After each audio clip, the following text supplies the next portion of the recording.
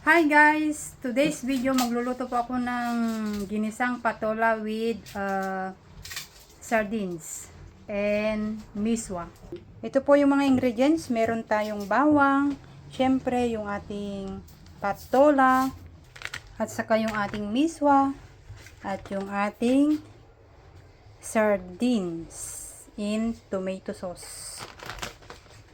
Ayan, tanggalin lang natin muna guys yung itong matigas na parte itong patola. Ayan, nalinis na guys at nahugasan ko rin. And then, ikakat na natin siya guys ng bilog. Yung maninipis lang.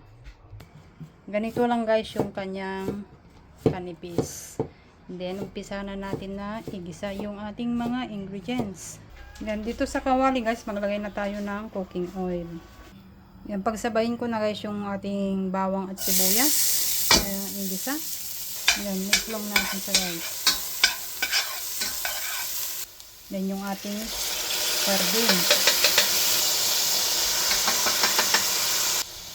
Yan, then ilagay na rin natin yung ating patola.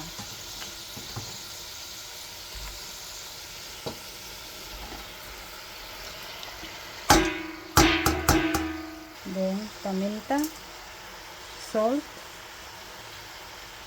at yung ating pampalasa. Yan, mix lang natin siya guys, and then takpan natin siya mamaya. Yan. Then, maglagay lang ako ng konting tubig. Then, takpan natin.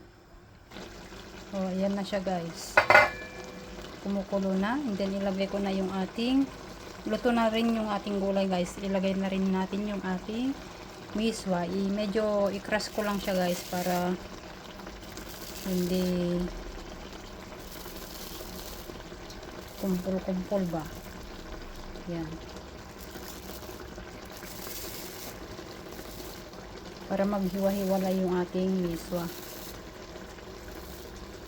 Then magdagdag ako ng konting tubig guys para naluto yung ating miswa. Mix natin siya. And then, isimmer lang natin siya ng 2 to 3 minutes yung ating miswa. And then, luto na yung ating ginisang patola with sardines at miswa. Ayan na guys, yung ating ginisang patola. Luto na po siya guys. And then,